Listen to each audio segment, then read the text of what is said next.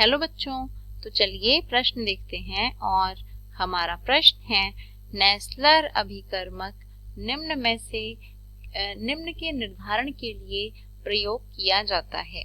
तो हमें चार विकल्प दिए हैं। पहला विकल्प है CrO4 2 नेगेटिव, दूसरा विकल्प है PO4 3 नेगेटिव, तीसरा विकल्प है MnO4 1 नेगेटिव और फिर है NH4 1 पॉजिटिव। तो हमसे पूछा गया है कि इनमें से किसके निर्धारण के लिए हम नेस्लर अभिकर्मक का उपयोग करते हैं। ठीक है, तो सबसे पहले हम इसकी मुख्य अवधारणा यहाँ पर लिख लेंगे। और यह जो प्रश्न है नेस्लर अभिकर्मक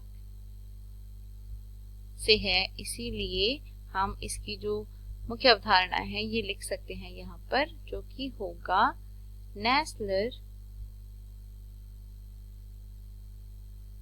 अभिकर्मक। ठीक है, अब देखते हैं कि नेस्लर अभिकर्मक क्या होता है। ठीक है, तो सबसे पहले तो जो नेस्लर अभिकर्मक है इसका फॉर्मूला देखते हैं कि नेस्लर अभिकर्मक का फॉर्मूला क्या होता है। तो जो नेस्लर अभिकर्मक है या जिसको हम नेस्लर रिएजेंट भी कहते हैं, इसका फॉर्मूला होता है K2HgI4। ठीक है, यानी कि इसमें जो है पोटेशियम आयोडाइड होता है, मर्क्यूरिक क्लोराइड होता है और पोटेशियम हाइड्रोक्साइड।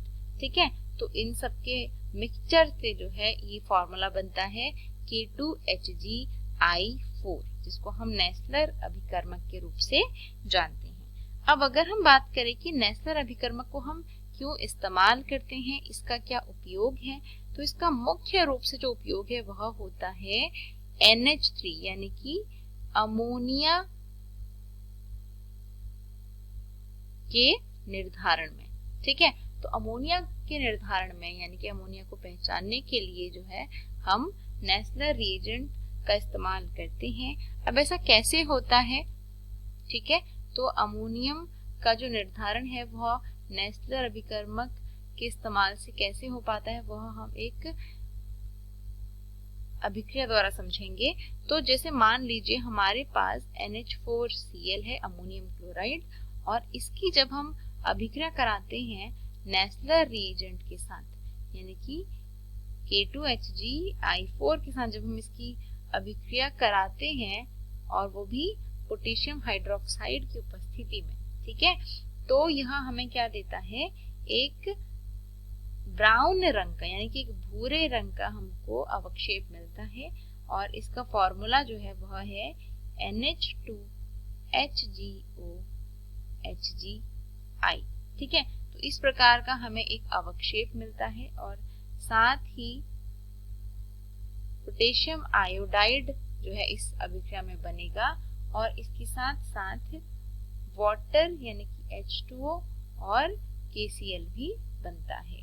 ठीक है, अब अगर हम इस अभिक्रिया की बात करें तो यह जो भूरे रंग का अवक्षेप बना, ठीक है, तो यह NH2HgOHgI जो बना, यह भूरा अवक्षेप जो है अमोनिया की उपस्थिति के कारण ही बन रहा था। ठीक है, तो यहाँ पर जो अमोनियम क्लोराइड उपस्थित है इसकी वजह से ही नेस्लर अभिकर्मक में जो है यह भूरा अवक्षेप हमें देखने को मिला।